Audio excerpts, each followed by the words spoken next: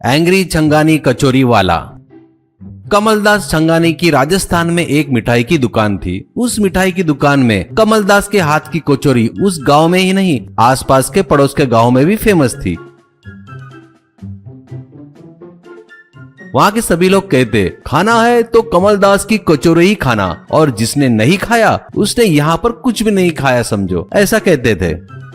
कमलदास सिर्फ कचौरी के भरोसे से ही डबल मंजिली की बिल्डिंग बनाया, लेकिन बेचारों को कई साल हो गए, शादी के बाद बच्चे नहीं हुए। ऐसे वो 40 साल होने के बाद ऊपर वाले भगवान को उस पर दया आई। उसके यहाँ एक लड़के का जन्म हुआ, उसका नाम वो जीवनदास रखता है।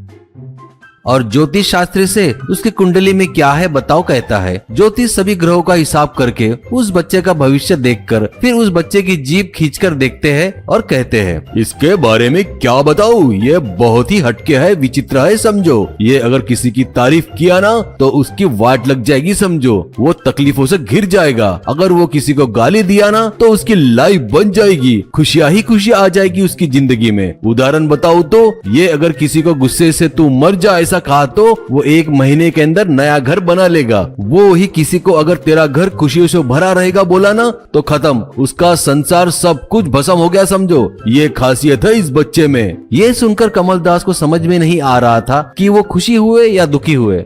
अब क्यों ना हो करके कमलदास बच्चे को कोई ज्यादा लाड़ प्यार ना करे, वो सभी को टोकने लगा। इतना भी उसे प्यार ना करो कि उसे तुम्हारी आदत लग जाए, आने वाले को समझाकर भेज देता था। अब ऐसे ही धीरे धीरे जीवनदास बड़ा होने लगा।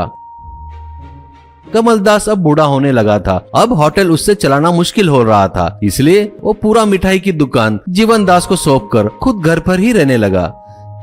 जीवनदास की जुबान के पावर के बारे में बहुत से लोगों को पता नहीं था, लेकिन उसकी घरवाली कामवाली को पता चल जाता है। वो कैसे बोले तो एक बार खाना बनाने वाली रेणुका ने जो कचौरी बनाए थे वो खाकर उससे जीवनदास, घर में बनाई कचौरी अपने दुकान में बनाई कचौरी से बहुत ज्यादा अच्छे है, कल अपनी पति को भेज देना, 1 किलो जलेबी 1 किलो रसगुल्ला भेज देता हूँ, ऐसा कहता है।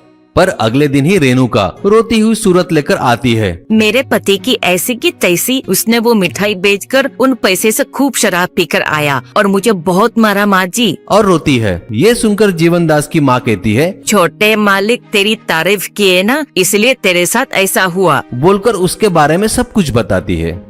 बस क्या था, रेणुका जीवनदास के बारे में आजू बाजू वाले सबको बताना शुरू करती है। ये बात सब तरफ फैल जाती है। अब लोग उसकी मिठाई खाए ना खाए, खरीदे ना खरीदे, जीवनदास को देखने के लिए आने लगे। और कुछ छिचोरे लड़के कचौरी लेकर बगैर पैसे दिए मतलब भाग जाते हैं। ये देख जीवनदास उनको बहुत गालियां देता था। इससे एक आदमी को 10,000 रुपए से भरा पर्स और एक आदमी को सोने की चेन मिलती है। ये बात हर तरफ फैल जाती है। बस क्या था, अब जीवनदास की दुकान में लोगों की गर्दी बढ़ने लगी। अब गर्दी लाइन में परिवर्तित हो गई थी। ये देख जीवनदास उसका धंधा अच्छा चल रहा है सोचता है। एक दिन लाइन में खड़ा हुआ व्यक्ति अपने बाजू वाले से, हाँ यार, जीवन भैया गुस्से से गाली दिए ना तो बहुत फायदा होता है, वो अगर चप्पल निकाल कर मारे ना तो और कितना फायदा होगा, ऐसा कहता है। ये सुनकर बाजू वाला, सच है, एंग्री छंगानी कचौरी वाला।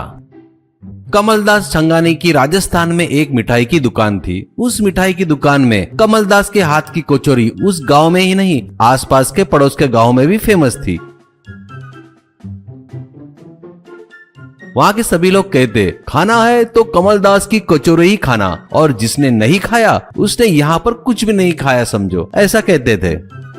कमलदास सिर्फ कचौरी के भरोसे से ही डबल मंजिली की बिल्डिंग बनाया, लेकिन बेचारों को कई साल हो गए, शादी के बाद बच्चे नहीं हुए। ऐसे वो 40 साल होने के बाद ऊपर वाले भगवान को उस पर दया आई। उसके यहाँ एक लड़के का जन्म हुआ, उसका नाम वो जीवनदास रखता है।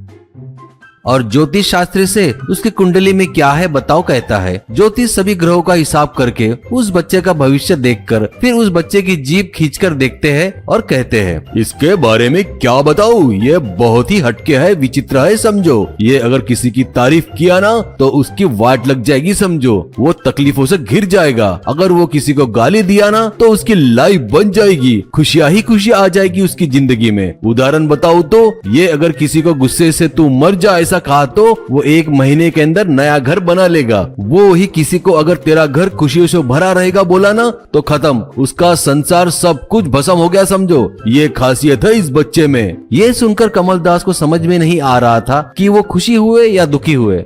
अब क्यों ना हो करके कमलदास बच्चे को कोई ज्यादा लाड़ प्यार ना करे, वो सभी को टोकने लगा। इतना भी उसे प्यार ना करो कि उसे तुम्हारी आदत लग जाए, आने वाले को समझाकर भेज देता था। अब ऐसे ही धीरे धीरे जीवनदास बड़ा होने लगा। कमलदास अब बूढ़ा होने लगा था। अब होटल उससे चलाना मुश्किल हो रहा था, इसलिए वो पूरा मिठाई की दुकान जीवनदास को सौंपकर खुद घर पर ही रहने लगा। जीवनदास की जुबान के पावर के बारे में बहुत से लोगों को पता नहीं था, लेकिन उसकी घरवाली कामवाली को पता चल जाता है। वो कैसे बोले तो एक बार खाना बनाने वाली रेणुका ने जो कचौरी बनाए थे वो खाकर उससे जीवनदास, घर में बनाई कचौरी अपने दुकान में बनाई कचौरी से बहुत ज्यादा अच्छे है, कल अपनी पति को भेज देना, 1 किलो जलेबी 1 किलो रसगुल्ला भेज देता हूँ, ऐसा कहता है। पर अगले दिन ही रेणुका रोती हुई सूरत लेकर आती है। मेरे पति की ऐसी की तैसी